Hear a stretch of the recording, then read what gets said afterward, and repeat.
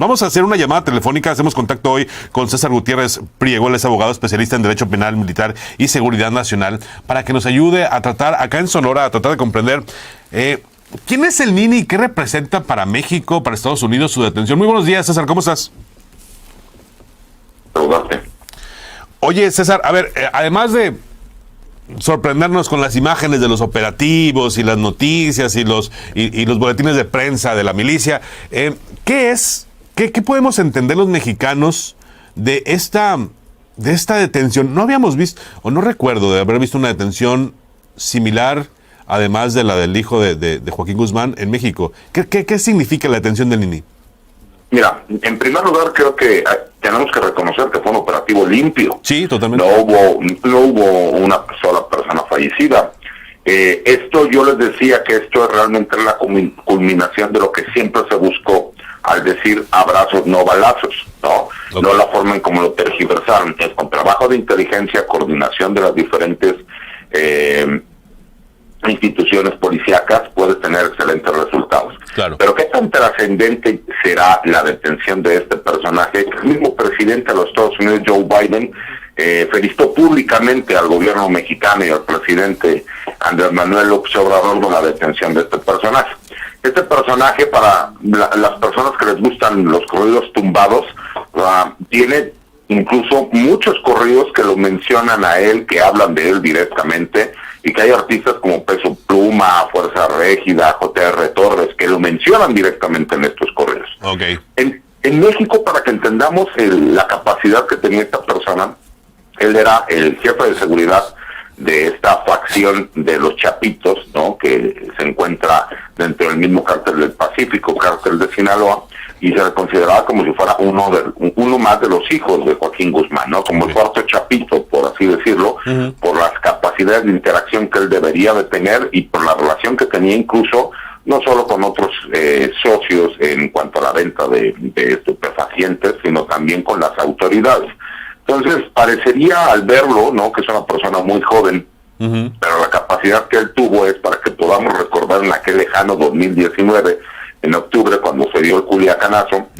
Él es el que encabeza todos estos grupos donde incluso fueron a atacar a un par de unidades habitacionales militares que se encuentran en el estado de Sinaloa, para amenazar a las familias de los soldados que si seguían a cabo con el operativo iban a matar a sus familias.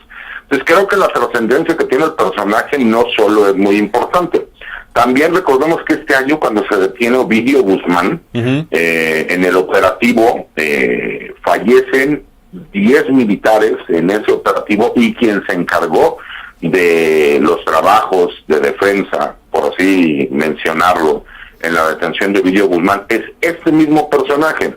Okay. Pues por supuesto que tiene una relevancia importante, por supuesto que tenía un peso específico en esta facción de los Chapitos dentro del cartel de Sinaloa, y por supuesto que el gobierno de los Estados Unidos lo ve como un trabajo de inteligencia bien realizado, un operativo quirúrgico que se llevó a cabo como se tenía que haber realizado, porque además era uno de los objetivos prioritarios del gobierno mexicano desde hace más de 4 años. Okay. Porque la afrenta que tenía el ejército mexicano con este personaje era grande, ¿no? Entonces el hecho de haberlo podido detener en un trabajo coordinado en donde estuvo la Fiscalía General de la República, la Agencia de Investigación Criminal, el Centro Nacional de Inteligencia, la Guardia Nacional, la Fuerza Aérea y por supuesto el Ejército Mexicano, pues es un trabajo que llenó de orgullo a todas estas instituciones, porque realmente lo que ellos buscaban era que esta persona, que es quien tiene las capacidades de organización, con incluso los diferentes grupos, ¿no?, reactivos que tienen en el estado de Sinaloa, era una de las prioridades del gobierno mexicano.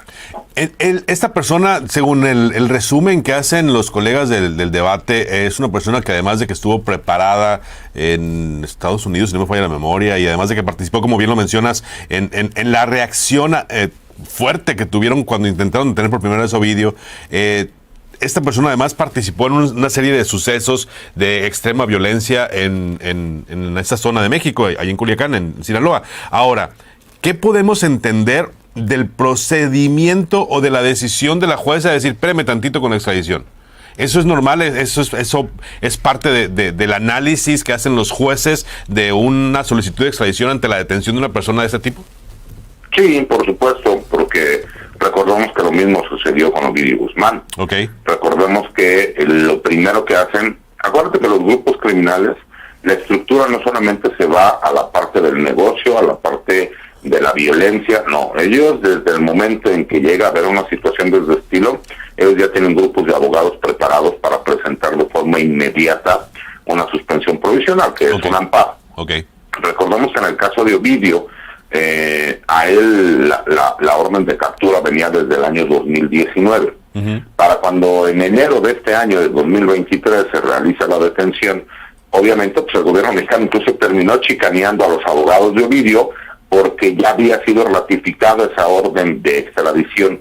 En este caso, como es la primera vez que detienen a este personaje, la jueza lo que hace es conceder una suspensión provisional, no es una suspensión definitiva. En el juicio de amparo nosotros vamos y solicitamos, cualquier persona puede solicitar un amparo y hay una suspensión provisional para que no te siga causando un perjuicio el acto violatorio, ¿no?, que tú consideras que viola tus derechos. Okay. Y se puede conceder, y a su vez hay una audiencia constitucional en donde se puede mantener esa suspensión hasta que se resuelva de fondo. Lo que hicieron los abogados fue inmediatamente decir, no lo vayas a extraditar hasta que el gobierno de los Estados Unidos no cumpla con la parte administrativa que corresponde, que son que en un plazo menor a 60 días ratifique la orden de extradición con el gobierno mexicano para que sea extraditado hacia los Estados Unidos. La realidad es que sí es un procedimiento que los grupos criminales que ya están acostumbrados a este tipo de situaciones normalmente utilizan, porque también pues, la forma en cómo se lleva a cabo jurídicamente los procedimientos en nuestro país. Oye, César, y esta detención junto con la de Ovidio en este mismo año, yo creo que es algo que no se puede regatear, ¿no?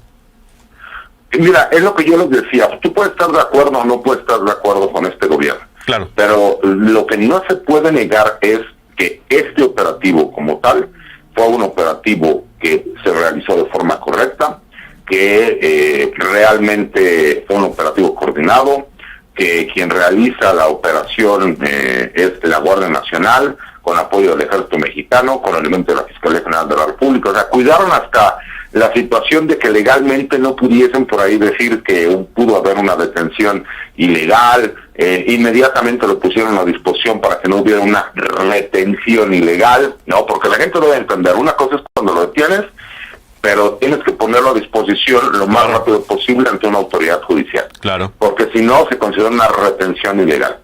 Y a su vez, tienes que ir, por ejemplo, en este caso, a la autoridad que lo solicita, ¿no?, que fue ahí en la Fiscalía General de la República, decirle, mira, aquí está y ejecutamos la orden de aprehensión. Y ellos a su vez van y lo presentan contra una autoridad jurisdiccional, ¿no?, ante un juez federal. Y el juez federal dice, ok, primero califica o no de legal la detención y ya le da la oportunidad de, pues obviamente, los tiempos legales que corresponden. Y por eso fue la forma en que vimos que fue primero detenido en Culiacán, después de ahí trasladado a la Fiscalía General de la República, de ahí al Reclusorio Oriente y del Reclusorio Oriente al Altiplano, ¿no? Así es. ¿Por qué? Porque se quería cuidar que no hubiera ninguna violación al debido proceso y fueron incluso muy cuidadosos en eso. Entonces yo les decía, no importa cuál es la ideología política que puedas tener, no importa si estás a favor o en contra del gobierno que está gobernando actualmente a nivel federal. La realidad es que en este caso en específico el trabajo estuvo bien realizado, estuvo bien hecho, no se puso en riesgo a la población civil. ¿Qué significa? Hemos aprendido de nuestros errores y hemos aprendido para bien. Y además, como bien lo mencionas, que ahí es donde están los detalles que luego terminan por tumbar los logros. Dieron seguimiento cuidadoso a cada uno de los pasos del procedimiento jurídico. La persona detenida no puede decir, oye, fíjate que yo creo que duré mucho tiempo aquí, y esta persona tiene que hacer, al ser respetado cada uno de los pasos, al respetarle totalmente sus derechos, pues lo único que queda es juzgarlo por sus hechos, ¿no? Así es, pero además porque entendamos algo, aquí el gobierno de los Estados Unidos sí tiene 2 causas penales abiertas en contra de él, y incluso existe un par de requerimientos para su detención y posterior traslado por medio de la extradición. Entonces, mucha gente cuando dice es que los jueces corruptos lo están apoyando. La verdad es que sí es el procedimiento como tal. Me dirán, es que ¿por qué con Ovidio Guzmán no pasó?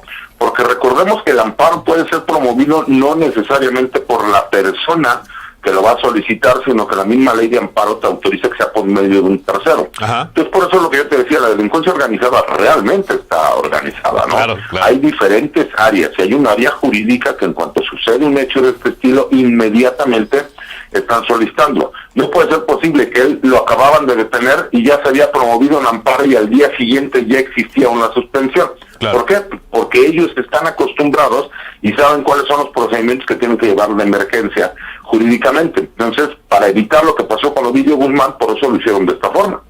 Perfecto, César, pues te agradecemos mucho que nos ayudes a comprender este tipo de detalles y muchas gracias por compartir esta información y este análisis con nosotros acá en Sonora.